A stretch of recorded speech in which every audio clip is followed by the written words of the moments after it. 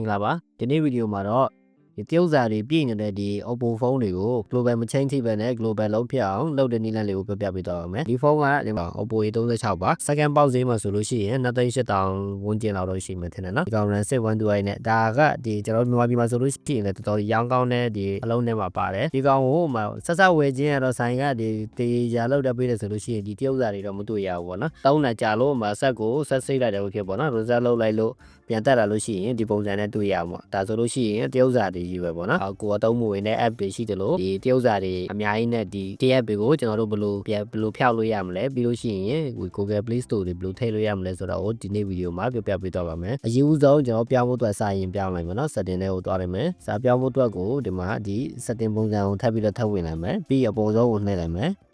sorry မှားပါပဲဒီအလဲကိုနှိပ်လိုက်မယ်ပြီးရင်ဒီနေရာကိုနှိပ်လိုက်ပြီးရင်ဒီမှာ English ကိုချိန်ပြလိုက်ပေါ့နော် okay ဒါလို့ရှိရင်အင်္ဂလိပ်စာပြောင်းသွားပြီပေါ့နော် okay အင်္ဂလိပ်စာပြောင်းသွားပြီဆိုလို့ရှိရင်ဒီမှာကိုမလို app တဲ့ app တွေကိုဖြတ်ထုတ်လိုက်ပေါ့နော်ဥပမာဒီကောင်နေဆိုလို့ရှိရင်ဖြတ်ပြလိုက်ပါဒီတရုတ် app တွေများတော်တော်များများရှိရပါတော့ဒါတွေအကုန်လုံးဖြတ်ပြလိုက်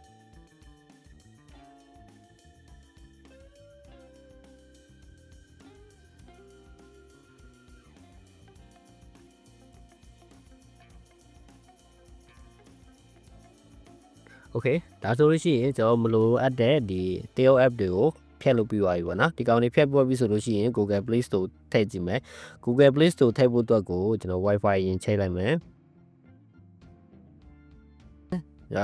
browser ကနေတက်တောင်းလို့ရတယ်နော် browser ကနေ Google Play Store ဆိုပြီးတော့တက်တောင်းလိုက်ပါဒီနေရာဆိုလို့ရှိရင်ဒီမှာ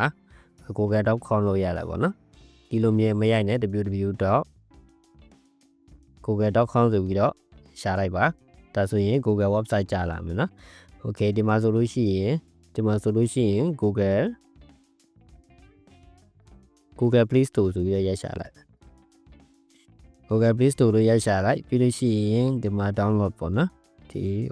view Google Play Store download APK လို့ဒီမှာကျွန်တော်ရိုက်ရှာလိုက်နော်ဒီမှာဆိုလို့ရှိရင် Google Play Store နဲ့ပတ်သက်တဲ့ဟာတွေအများကြီးရှိတယ်ဒါဆိုလို့ရှိရင်ဒီမှာ down ပေးလိုက်ပေါ့နော်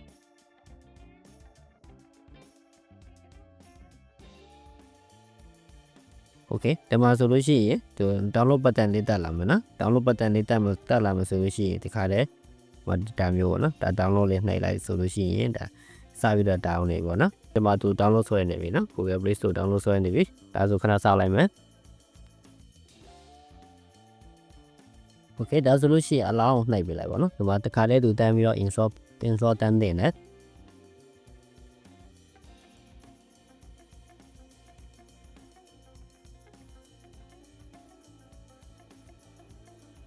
โอเคဒါဆို install လုပ်ပြလိုက်ပေါ့နော်ဟုတ်ပြီဒါဆိုလို့ရှိရင်ဒီမှာ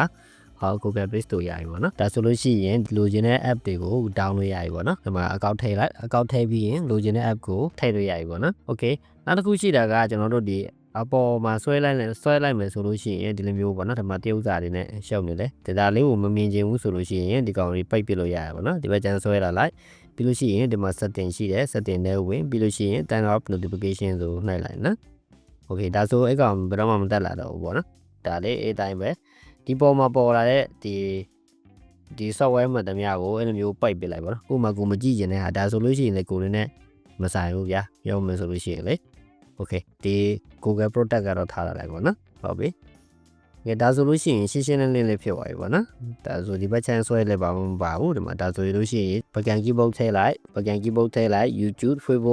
Facebook ပါညာထည့်မယ်ဆိုလို့ရှိရင်ဒါကျွန်တော် global အတိုင်းတုံးလို့ရပြီပေါ့နော်ဒါဆိုရှင်းရှင်းလင်းလင်းပဲဒီထဲမှာကိုတကယ်လို့မလိုအပ်တဲ့ app တွေရှိတယ်ဆိုလို့ရှိရင်ဆက်ပြီးတော့ဆက်ဖြတ်ထုတ်လိုက်ပေါ့နော်ကျွန်တော်ကတော့